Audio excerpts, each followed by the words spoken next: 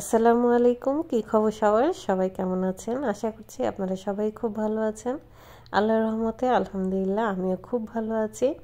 আজকে অনেক দিন পরে আপনাদের সাথে হাজির হয়ে গিয়েছি আমি নতুন একটি ভিডিও নিয়ে, এবং আজকে ভিডিওতে থাকছে আমার মায়ের হাতের মাটির চুলায় স্পেশাল রান্না।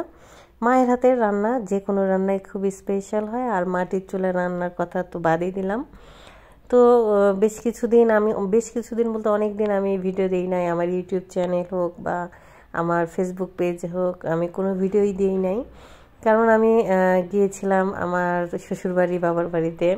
তো আমি সময়গুলোকে খুব ভালোভাবে এনজয় করেছি, এর জন্য আমি কোনো রকম ভিডিও দিতে পারি নাই। এখন ভিডিও করে রেখেছি, এখন আস্তে আস্তে সব এডিট করব আর একটি একটি করে ভিডিও দেওয়া শুরু করব। তো এই যে আমি গিয়েছিলাম যখন, যেদিন সেদিনে আমার মা রান্না করেছিল আমার আবদারে, বিশেষ করে কারণ শীত আসলে এই রান্নাটা তো আমাকে খেতেই হবে। কারণ নতুন আলু এবং টমেটো, শীতকালের টক টমেটো দিয়ে ঝোল, পাতলা ঝোল, একদম ঝোল, মাছ দিয়ে খেতে তো অসাধারণ অসাধারণ।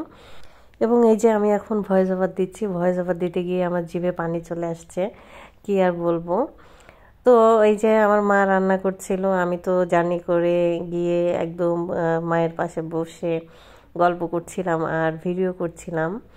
তো মাটির চুলায় রান্না করলে তো একদমই সময় কম লাগে এবং এত টেস্টি হয় রান্নাগুলো খেতে। এই যে প্রথমে আলুগুলো একটু কষিয়ে নিয়েছে, কষিয়ে নেওয়ার পরে সেখানে টমেটো দিয়ে দিয়েছে, যেহেতু টমেটো একটু দ্রুতই সিদ্ধ হয়ে যায়, এবং টমেটো যেহেতু টক টক কিছু রান্না করতে গেলে অন্য কিছু সেদ্ধ হয় না, এর জন্য টমেটোটা পরেই দেওয়া হয়েছে। এই রান্নাটা আমি দুইজন মানুষের হাতে খুবই পছন্দ করি, এক হচ্ছে আমার মা এবং আমার মেজো মামির হাতের এই রান্নাটা। আমি তো মানে নিজে করি, আবার অনেকের হাতেই খাই, কিন্তু সেই টেস্টগুলো আর পাই না। এই যে রান্না একদম বলক উঠে এসেছে, সব কিছু সুন্দর করে কষানো হয়ে গিয়েছে। এখন একটা একটা করে মাছগুলো দিয়ে দিচ্ছে। মাছগুলো আগে থেকে একটু ভেজে নিয়েছিল হালকা করে, এখন মাছগুলো দিয়ে দিচ্ছে।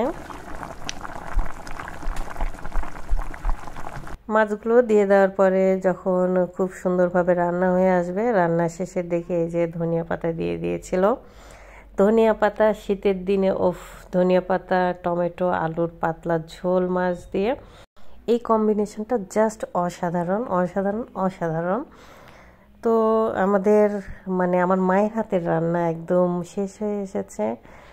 কখন খাবো, একদম ধোয়া ওঠা গরম গরম ভাত দিয়ে, এর জন্য অপেক্ষা করছিলাম। আজকে এই পর্যন্ত, সবাই ভালো থাকবেন, আল্লাহ হাফেজ।